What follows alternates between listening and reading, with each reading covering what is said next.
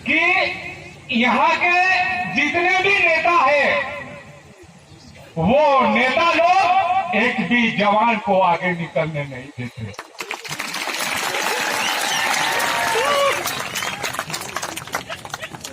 सबका कहना पड़ा कि सांगलिया भाई इस पे थोड़ी आपको मेहनत करनी पड़ेगी,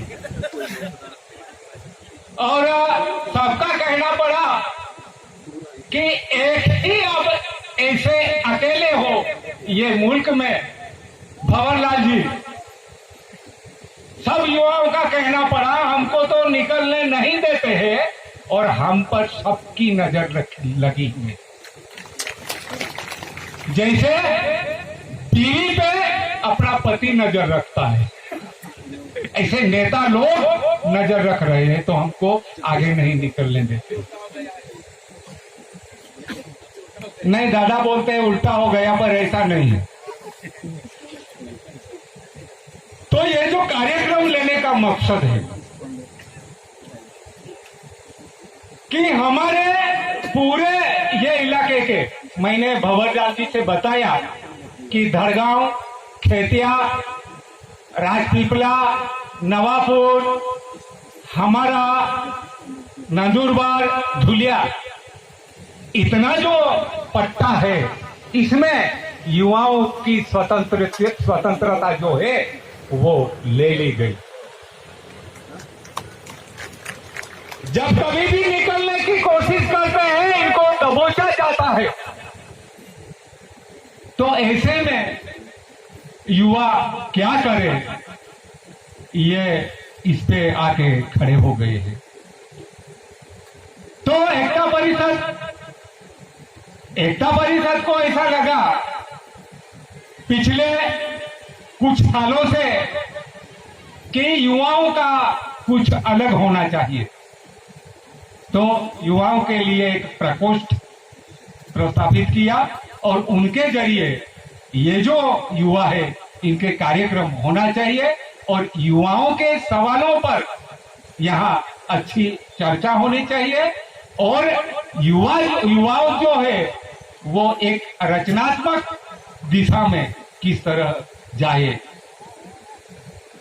कि एक शेर है, भंवरलाल जी उम्मीद रखते हैं जवान लोग, तो वो शेर यूं कहता है, होता है मैं अब किधर जाऊं, होता है मैं अब किधर जाऊं, दरिया हूं समंदर में उतर जाऊंगा, दरिया हूं समंदर में उतर जाऊंगा। तो ऐसी स्थिति में जो युवा इस मुल्क के भटक रहे हैं उनको स्वतंत्र स्टेज नहीं मिल रहा है।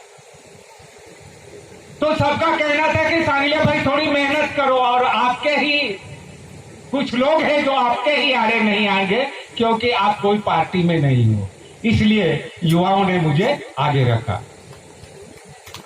और मुझे तो बहुत दुख है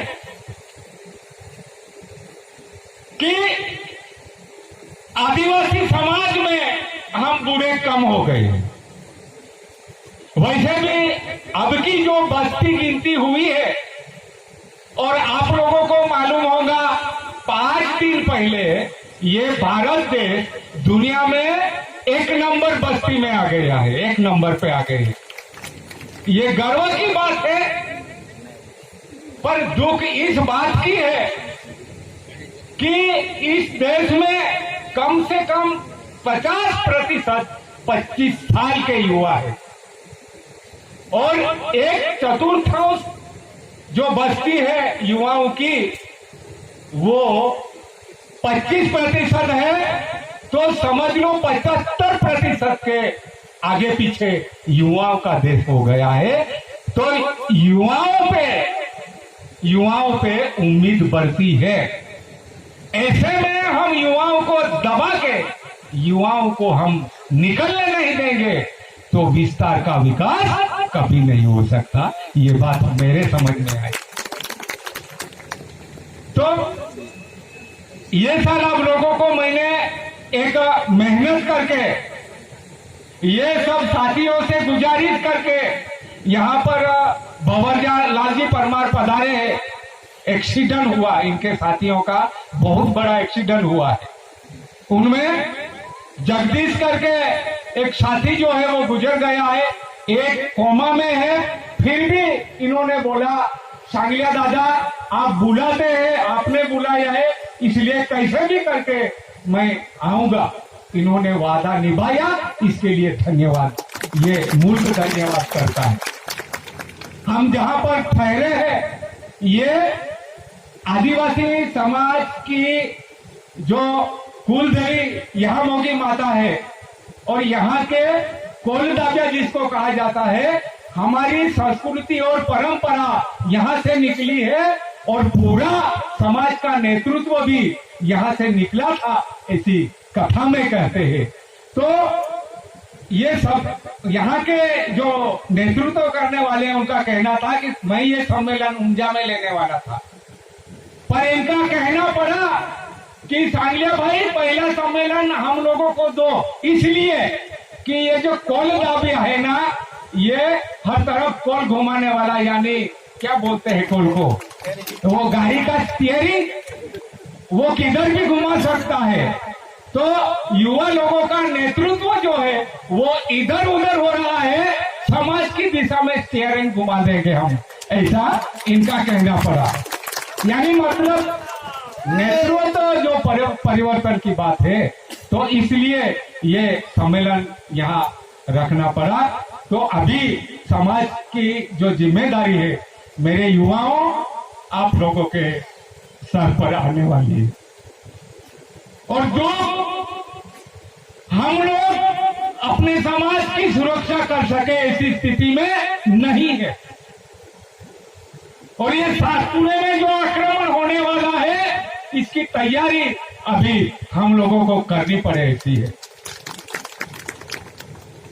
विक्रम असालिया को मैंने फोन किया था यहाँ निमंत्रण देने के लिए, तो मैं तो ये लोगों का बुजुर्ग हूं, तो इन्होंने बताया सांगलिया भाई आपका फोन भी आया, तो ऐसे वक्त पे आया कि आपसे बात नहीं कर पाऊंगा। तो इन्होंने तो ऐसा बोला ये फोन चालू है जरा आवाज सुनो। तो वहां पर बहनें बच्चे सब रो रहे थे। एमपी में मध्य प्रदेश में जंगल इलाके में 500 घर बुलडोजर से गिरा दिए गए थे, और इसमें एक बच्चा बुलडोजर से कुचल दिया गया था। उसकी आवाज मैं सुन रहा था, दादा ये आवाज सुनो।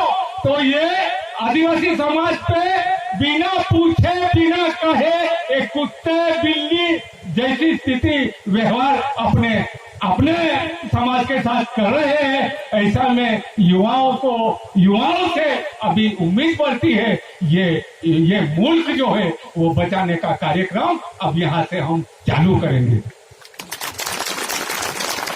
तो ऐसी बहुत सारी बातें हैं, पर समय जो है और यहाँ से ये जो कार्यक्रम है